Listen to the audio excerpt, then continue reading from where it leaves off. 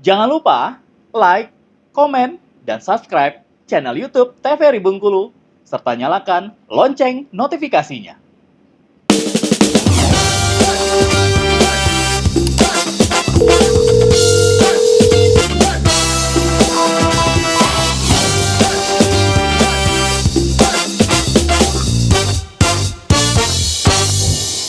Halo sahabat sehat, terima kasih Anda kembali menyaksikan Dokter Gito bersama Kita Sehat dengan tema kita kali ini membahas mengenai shock anafilaksis.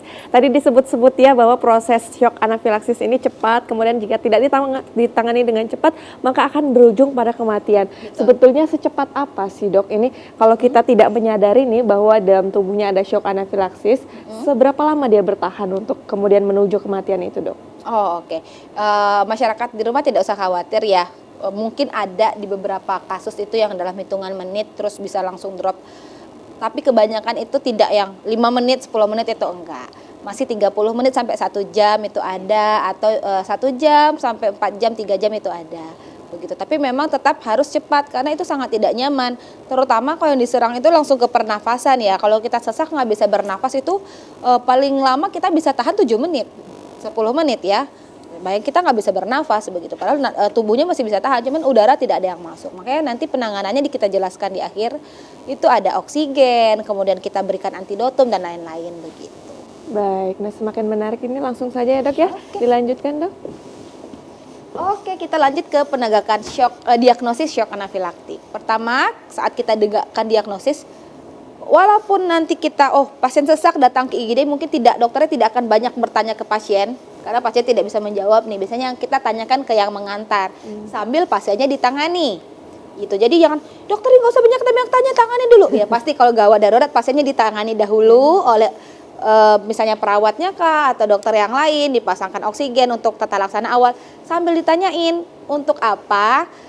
Kenapa harus ditanyakan banyak pertanyaan, dokter tuh kenapa sih selalu banyak pertanyaan, orang sakit kenapa nggak diobati begitu.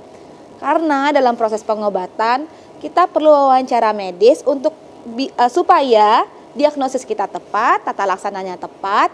Jadi tidak dokter pun tidak berpikiran ke arah yang banyak cabangnya nih, jelas ini arahnya ke sini, tata laksananya ini, seperti itu. Pasti ditanyakan nanti sebelum ini ngapain, sebelum terjadi gejala shock atau sesak napas begitu. Ada riwayat alergi atau tidak, sebelumnya pernah seperti ini atau tidak. Mungkin akan ada banyak pertanyaan lain sesuai gejala yang ada saat itu. Karena penyakitnya ini sangat cepat onsetnya. Pasti ditanyain beberapa menit yang lalu atau beberapa jam yang lalu ini habis ngapain. Biasanya melibatkan kulit, jaringan mukosa, nanti munculnya urtikaria general. Misalnya merah sebadan, panas, rasanya merah, gagal-gatel ya. Setelah itu gangguan pernafasan. Mungkin awalnya nih lagi ngobrol-ngobrol makan, misalnya lagi duduk di tempat makan seafood. Biasa ngobrol, tiba-tiba kok lama-lama kok narik nafasnya agak berat ya, begitu. Kemudian 10 menit kemudian kok makin sesak ya. Inilah salah satu gejala dari shock anafilaktik ini. Setelah itu muncullah kok mulai berkunang-kunang nih pandanganku begitu. Kok mulai lemas, mulai pusing, ternyata ada penurunan tekanan darah, biasanya disertai dengan penurunan kesadaran. Mulai agak pusing, mulai agak mengantuk, itu salah satu gejalanya. Kalau udah mulai ke gejala itu, mulai terjadi disfungsi organ. Oke, fungsi organnya mulai terganggu, lama-kelamaan kalau tidak dibiarkan organ itu pun bisa rusak. Contoh saat misalnya bengkak di saluran pernafasannya, alergi ya radang, kemudian nafasnya terhambat, aliran nafasnya terhambat, oksigen tidak masuk ke tubuh, terjadi gangguan perfusi jaringan, sedangkan jaringan tubuh kita itu butuh oksigen. Kalau tidak bisa rusak jaringannya, bisa mati. Setelah itu asesmen awal, kita langsung masuk ke protokol. Biasanya misal penyebabnya seafood, ya udah kita hindari dulu, terus disuruh stop makan seafoodnya, baru kita nilai ABC, biasanya airway, breathing dan circulation-nya. Kita lihat status mental pasien, tingkat kesadarannya, kemudian kulit pasien kita lihat. Setelah itu kita lakukan panggil bantuan biasanya. Nah, gimana kalau ini kan penata laksanaan di IGD biasanya ya kita injeksikan dan lain-lain. Nah, gimana kalau kita temukan nih, pertama amankan lingkungan, jauhkan dari hal-hal yang bisa menyebabkan perlukaan atau bahaya. Setelah itu panggil bantuan, untuk pemirsa di rumah panggil bantuan. Pasiennya itu posisikan di tempat yang nyaman sehingga dia bernafas bisa lebih lancar. Misal pakai hijab yang terlalu ketat dilonggarkan, baju yang terlalu ketat dilonggarkan supaya nafas dan pasiennya jadi lebih nyaman. Setelah itu tungkai bawah ditinggikan, dielevasi. Fungsinya apa? Misal, oh yaudah kita bawa ke IGD aja. Oke, di mobil nih kita bawa, baringkan, tungkai tetap ditinggikan. Fungsinya supaya membantu perfusinya. Begitu. Jadi aliran darah itu turun ke bawah semua karena tungkainya ditinggikan. Jadi memacu biar supaya tekanan darah tidak cepat terlalu turun. Setelah itu kita injeksikan epinefrin, ini setelah tiba di IGD ya. Nanti diinjeksikan obat. Setelah itu O2 juga, oksigen juga dipasangkan. Kalau memang cairannya atau tekanan darahnya sudah terlalu drop, biasanya dibantu dengan infus, kemudian berikan cairan dan obat-obatan lain. Nah, lakukan CPR, ini adalah kompresi ya, RJP kalau kita bilangnya. Kalau banyak dilihat itu di medsos ya, yang pasiennya dibaringkan di tempat yang datar dan keras, setelah itu kita lakukan pijat pada jantung atau area di dadanya. Ini bisa dilakukan oleh masyarakat awam tapi yang harus terlatih. Alangkah baiknya masyarakat kita ini banyak ikut pelatihan ini karena ada banyak kasus emergensi, bukan hanya shock anafilaktik misalnya yang tiba-tiba hilang kesadaran atau tercekik. Masyarakat kita belum tahu penanganan yang tepat. Malah misalnya tercekik ya, tersedak, kepalanya dikebawahin digini-giniin, nggak bisa. Misalnya mentang-mentang tersedak air akhirnya digini-gini berharap airnya keluar, nggak bisa. Kepalanya dikebawahin, kakinya ke atas, itu tidak benar, tidak tepat ya. Kemudian pijat jantung tapi pijatnya pakai dua jari gini kayak pijat bayi padahal bahasanya dewasa, itu nggak bisa. Salah ya, Dok, ya? Atau malah ditepuk-tepuk punggungnya. Banyak kejadian ya yang viral, serangan jantung pasiennya henti napas, bukannya di resusitasi jantung paru, tepuk-tepuk punggungnya, pok gitu, mak pasiennya kesakitan karena sakit jantung sendiri, nyeri dadanya, udah itu di luar pembahasan kita. Tapi alangkah baiknya nih, terutama instansi-instansi tertentu misalnya melakukan pelatihan untuk masyarakat awam tentang CPR ini sangat baik. Oke. Jadi pemirsa di rumah kalau ada pelatihan dari tempat kerja tentang CPR diikuti karena itu manfaatnya luas.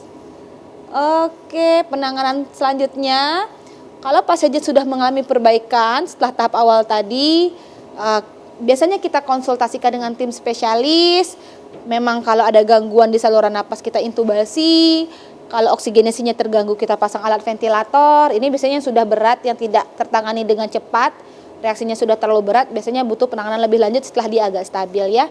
Kita antihistamin, steroid, vasopresor, ini semuanya obat-obatan ya. Setelah itu yang paling penting kita pantau tanda-tanda vital pasien berkala. Seandainya ini tadi tidak terlalu berat dan cepat ditangani, biasanya diobservasi saja di IGD, sekian jam boleh dipulangkan. Begitu. Tapi kalau dia sudah komplikasi, misalnya sampai membutuhkan intubasi, berarti memang harus dirawat inap pada akhirnya. Oke, ini yang paling penting ke pencegahan ya.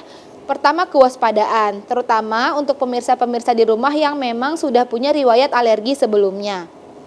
Baik alergi makanan, alergi udara, kemudian alergi debu dan lain-lain, kewaspadaannya harus tetap tinggi. Atau untuk pemirsa di rumah yang belum pernah ada riwayat alergi tapi punya orang tua dengan riwayat alergi. Bisa jadi alergi yang ada itu belum muncul atau belum ditemukan, belum pernah terpapar dengan zat yang alergi. Misal orang tuanya asma, bisa jadi anaknya bukan asma. Misalnya alergi seafood, alergi debu, atau rinitis alergi yang pagi-pagi bersin, itu bisa. Orang tua alergi meningkatkan resiko dengan anak punya alergi walaupun alerginya belum tentu sama. Dan tidak semua anak, misalnya anaknya ada 4, anak pertama nggak ada riwayat alergi, bisa jadi 2-3-nya ada, 4-nya nggak ada, gitu, bisa jadi seperti itu. Oke, kemudian tes kulit. Nah, tes kulit ini jelaskan biasanya sebelum pemberian obat-obatan seperti antibiotik atau tadi pemberian obat-obat anestesi, biasanya dilakukan tes alergi dulu untuk mencegah adanya reaksi seperti anafilaktoid tadi ya. Setelah itu pemberian antihistamin dan kortikosteroid pada gejala alergi-alergi biasa yang ringan supaya tidak terjadi komplikasi syok anafilaktik. Setelah itu yang terakhir ada tingkatkan pengetahuan, keterampilan dan peralatan. Maksudnya di sini adalah pengetahuan tentang zat-zat alergi. Pemirsa di rumah, kalau jajan di luar biasanya untuk produk-produk yang sudah ada label komposisi dan zat-zat yang terkandung di dalam produk tersebut, terutama makanan, bisa ditelusuri. Biasanya yang dicetak tebal itu adalah zat-zat alergen. Jadi harap dibaca sekarang, oh aku ada alergi ini, biasanya dibaca satu-satu dulu. Jangan oh sembarang konsumsi gitu, jangan. Jadi bisa dilihat biasanya di komposisi, dicetak tebal bagian yang alergi. Contohnya ada gluten, mengandung kacang-kacangan. Bisa ditulis seperti itu kalau di produk makanan ya. Oke. Nah, ini sendiri dok sebetulnya bisa terjadi pada orang dewasa saja atau memang dari bayi, remaja, dewasa dok? Nanti kita lanjutkan lagi usai jeda pariwara berikut ya. Pemirsa jangan kemana-mana, tetap bersama kami dalam Dokter Kita, bersama kita sehat.